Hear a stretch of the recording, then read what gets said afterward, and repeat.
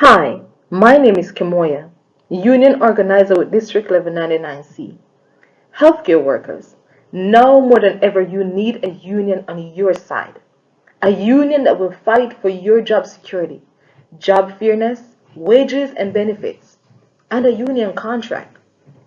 If you think about it, there's so many other professional groups that has a union. For example, teachers, firefighters, police officers. Why shouldn't you have the same rights?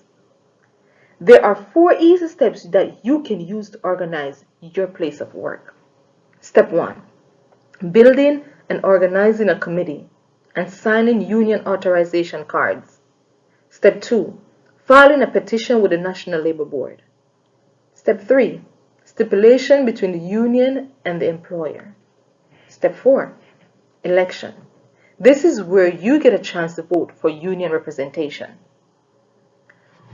Why should you join a union? Wages and benefits, a contract, dignity and respect, job security, no longer an at-will employee. Let's take a look at step 1.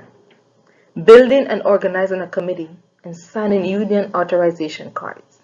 Now, union authorization cards are given to employees within the workplace to be signed.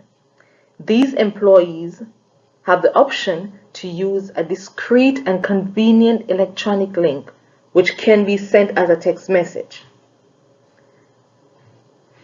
Here we have the 2 examples. We have a physical card and we have the electronic link. All you have to do is click the link and you can fill out your union interest cards online. They come directly to our emails and they're strictly confidential. Step 2. Filing a petition. File a petition with the National Labor Board, which is a government agency that is neutral. The National Labor Board requires 30% union interest cards before a petition can be filed. However, the union files with 50% to ensure we have maximum interest going into the election. During this phase, it is likely that your employer will have an anti-union campaign. What is that? Your employer will most likely have captive audience meetings, one-on-one meetings. Employer will also give out anti-union literature to employees. The union also engage in pro-union campaign. For example, we hand out literatures explaining the pros of having a union, interest meetings, phone banking, and texting employees.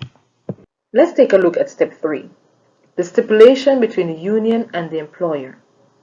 During this step, the employer and the union decide which employees are to be represented if the union wins the election and who may vote in the election.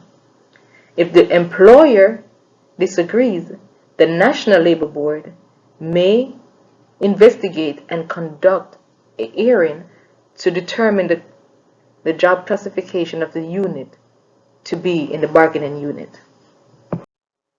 Step 4 is the election process.